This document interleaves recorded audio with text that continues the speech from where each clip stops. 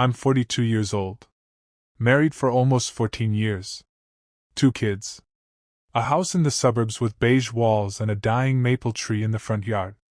The kind of life people call stable. Boring, maybe? Safe. Before everything fell apart, I honestly thought I was lucky. My wife, Emma, and I met in our late 20s. She was funny, stubborn, warm in a quiet way. Not flashy. Not dramatic. We built something slow and ordinary. Shared bank accounts. Shared routines. Shared exhaustion. Most days looked the same. Wake up. Coffee. Kids arguing over cereal. I drive to work. She works part-time from home. Evenings were Netflix, takeout, or reheated leftovers. Nothing glamorous. But I believed in us. I believed that the quiet meant security. That comfort meant loyalty. That history meant immunity from betrayal. Looking back, I realize how arrogant that sounds. We started ordering delivery more during the pandemic. Groceries. Food. Random household stuff. It became a habit that never really stopped. Same delivery guy kept showing up. Mid-20s maybe. Friendly. Chatty. At first, it felt harmless. "Your regular guy again," Emma would say casually. I'd nod. Normal. Mundane. I didn't know then that my entire life was already shifting beneath my feet. I didn't know that the slow erosion had already begun. And I definitely didn't know that one day I'd be sitting alone in my car, shaking, replaying a single sentence over and over. It didn't mean anything. Because when you hear that from the person you trusted most in the world, you realize nothing is simple anymore. At the beginning, it really did look innocent. The delivery guy, Ryan, I later learned, would linger a bit at the door. Small talk. Jokes. Compliments about our dog. Compliments about Emma's cooking when she ordered meal kits. She'd mention it offhand. "He's pretty funny. He always remembers our address. He asked about the kids today." I didn't care. Why would I? I wasn't the jealous type. Never had been. Emma had male coworkers, male friends, ex-boyfriends in her past. I trusted her. Trust felt like a point of pride. Looking back, there were tiny shifts. She started volunteering to answer the door even when I was closer. She'd straighten her hair before opening it. She smiled more. I noticed. I ignored it. Because noticing felt like paranoia. Because questioning felt like weakness. Because I loved her. Another thing changed too. Her phone. It used to live face up on the kitchen counter. Then it started living face down. Then it started going everywhere with her. Bathroom. Shower shelf. Bedroom. I noticed. I ignored that too. We weren't fighting.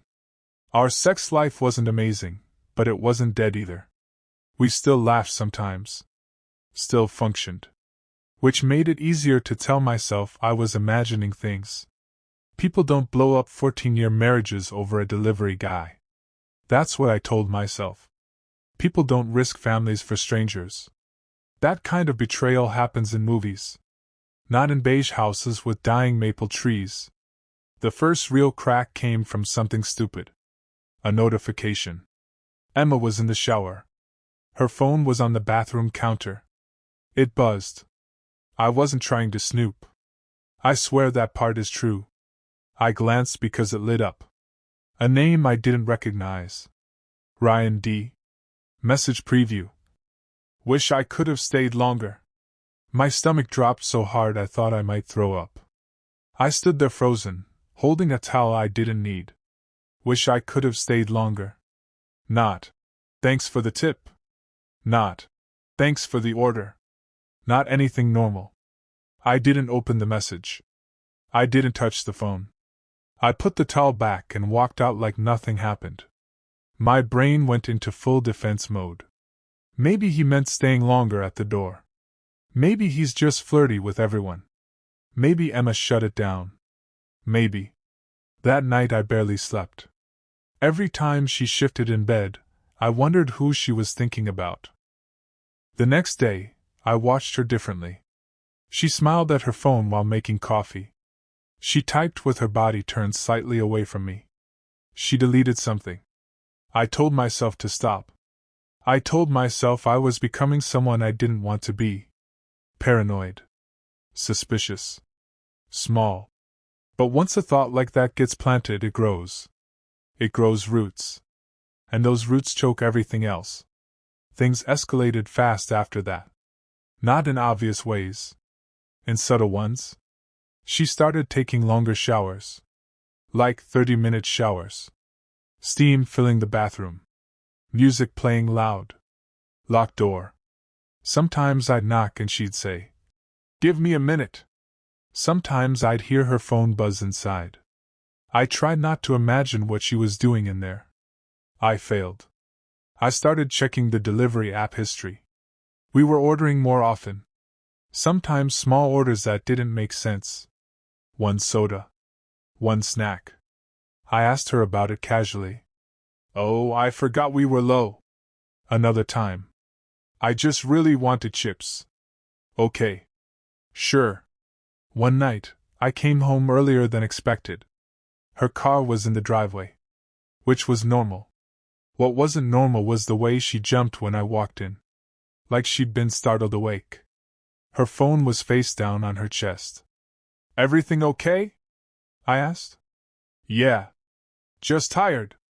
She smiled. It looked forced. That night I finally did something I swore I'd never do. I waited until she was asleep. I took her phone. My hands were shaking so badly I almost dropped it. I didn't know her passcode. Then muscle memory betrayed her. She had once unlocked it in front of me. I tried it. It worked. And I opened a door I will never be able to close again. The messages weren't hidden. That hurt more than if they had been. A full thread. Weeks. Maybe months. Scrolling felt endless. Flirting. Inside jokes. Compliments. Thinking about you. Wish I was with you right now.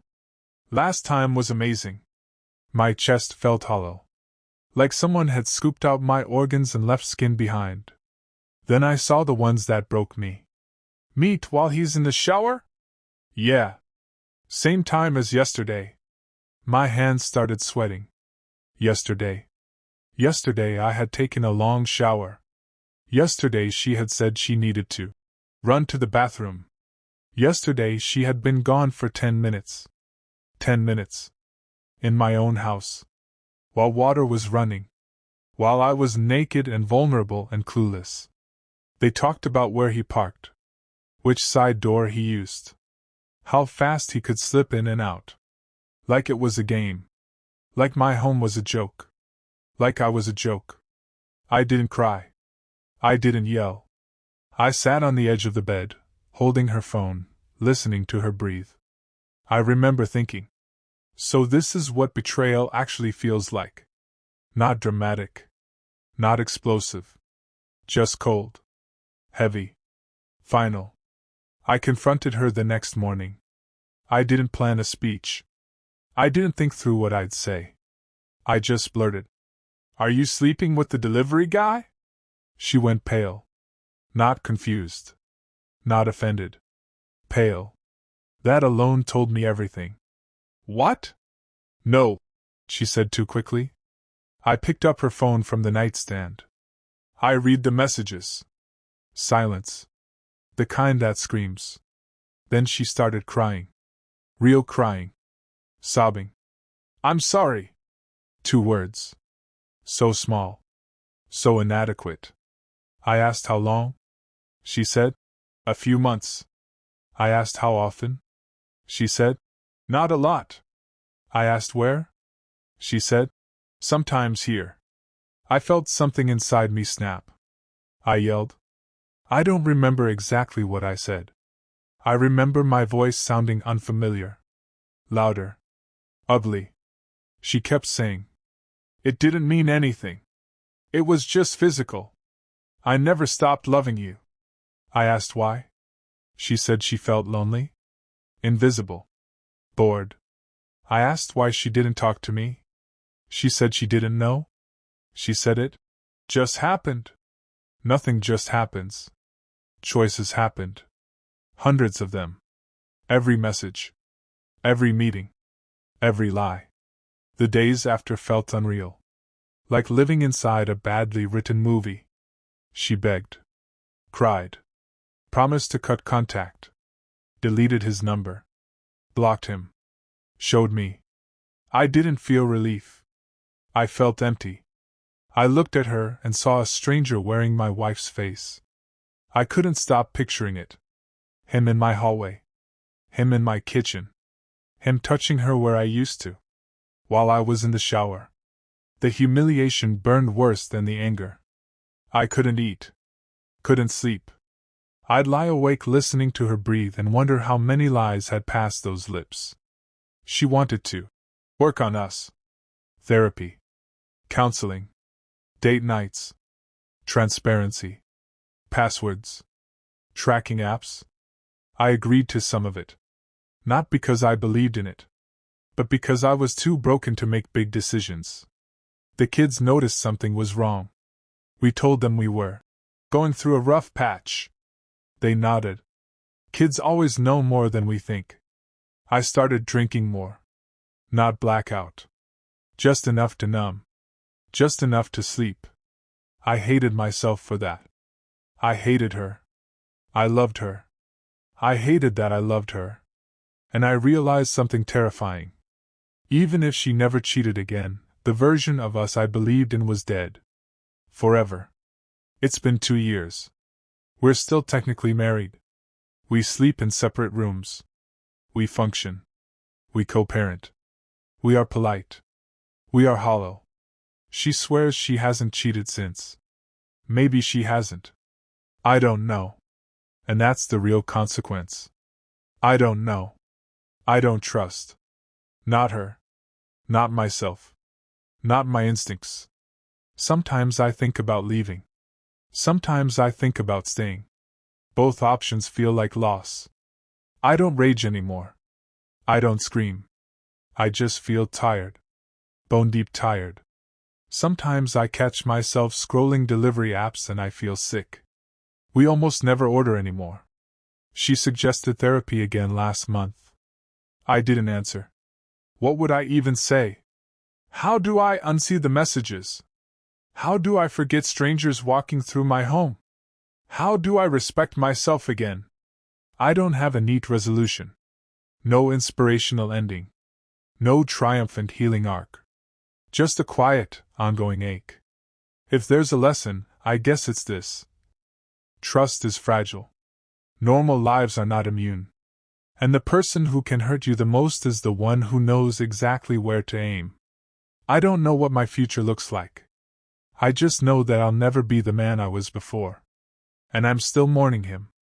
Sometimes I replay the early years of our marriage in my head like old home videos. Us assembling IKEA furniture and arguing over instructions. Late-night drives for milkshakes.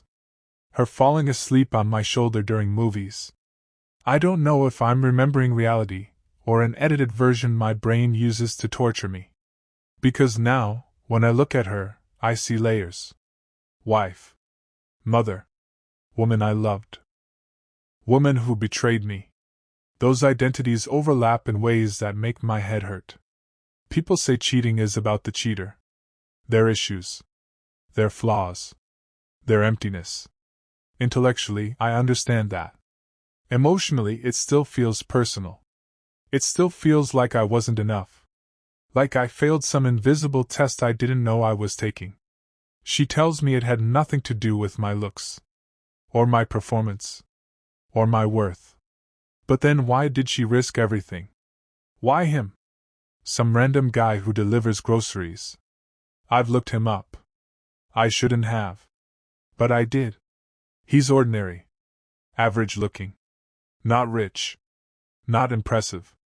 Which somehow makes it worse. If she had cheated with some charismatic coworker or an old flame, I could maybe create a narrative.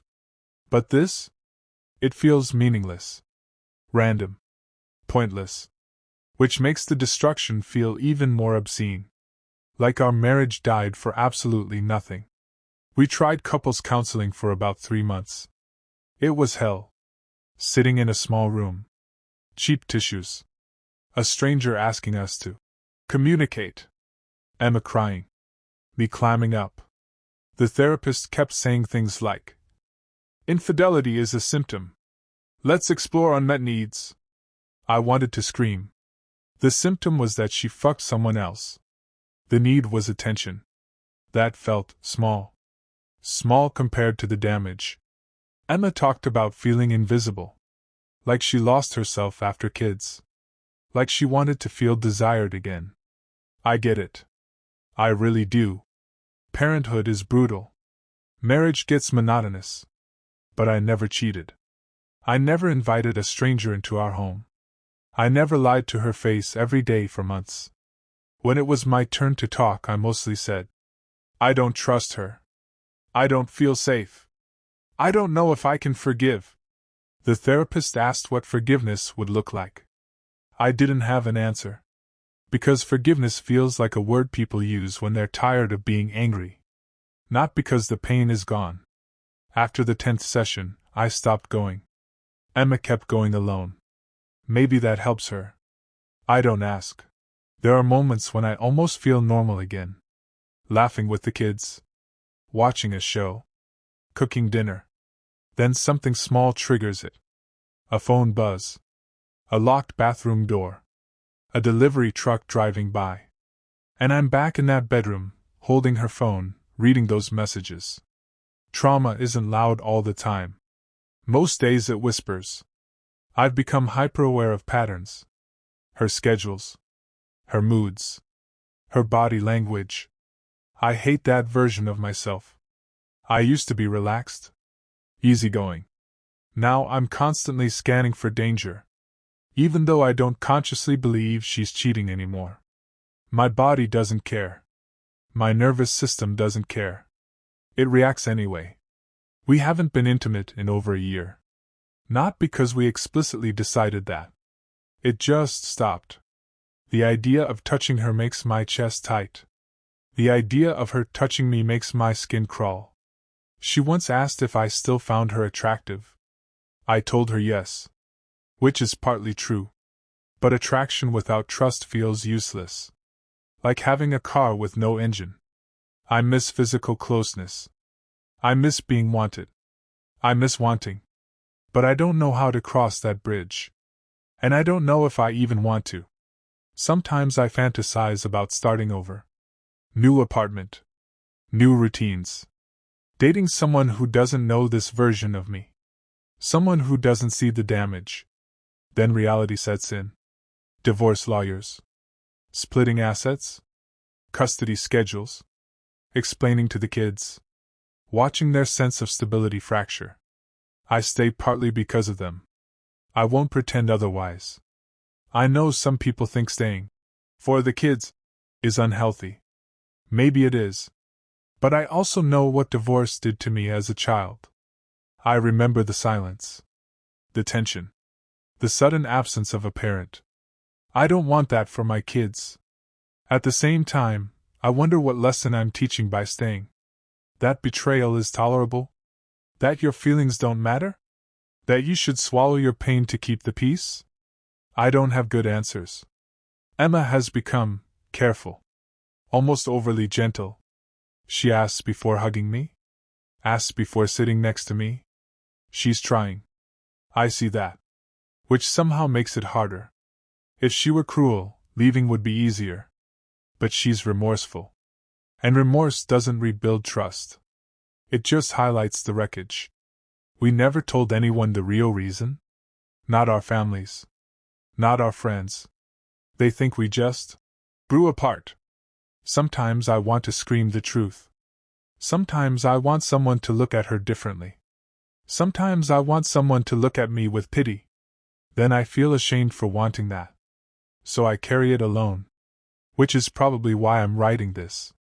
Because anonymity feels safer than honesty. I still don't fully understand how she could compartmentalize. How she could laugh with me at dinner, then sneak off to meet him. How she could tuck our kids into bed, then text him goodnight. That level of cognitive dissonance scares me. It makes me question how well I ever knew her. Or anyone. She says she hates herself for what she did. I believe her. But self-hatred doesn't give me my innocence back. It doesn't give me my marriage back. It doesn't give me my sense of safety back. Some things only get taken. Never returned. I've thought about confronting Ryan. Not violently. Just asking why. Why my house? Why my wife? Why he didn't care that she was married. Then I remember. It doesn't matter. Even if he apologized. Even if he said he was sorry. It wouldn't change the core truth. Emma chose. Over and over. She let him in. Literally and figuratively. I also know confronting him would give him a place in my story. I don't want that. He already took enough. There are days when I think I could still love Emma in a different way. Not as a romantic partner. Not as a soulmate. But as the mother of my children. As someone I share history with. Maybe that's what this marriage becomes. A partnership. A business arrangement. A co-parenting alliance. That thought makes me sad. But it also feels realistic. Fairy tale endings feel like propaganda now. Real life is messy. Gray. Unsatisfying. Incomplete. Maybe acceptance looks like learning to live with a scar instead of pretending the wound never happened. If you had asked me 10 years ago what would destroy my marriage, I would have guessed something dramatic. Financial ruin. Addiction. Abuse. Not a delivery guy. Not casual conversations at the door. Not secret meetings while I was in the shower. Life doesn't always explode. Sometimes it rots quietly. From the inside. I don't know if I'll eventually leave. I don't know if I'll stay forever. I don't know if forgiveness is possible for me. What I do know is this. Betrayal changes your internal geography. Places inside you collapse. Other places harden. You become someone new without asking to be. If you're reading this and you're the person flirting at the door, texting someone who isn't your partner, telling yourself it's harmless. It isn't. It's the first brick in a long road of destruction. I'm not writing this as a warning. I'm not writing this as advice. I'm writing this because I needed somewhere to put the weight of it. Because carrying it alone is heavy. Because pretending I'm fine is exhausting. And because somewhere out there, maybe someone will read this and feel less alone. Just like I do right now.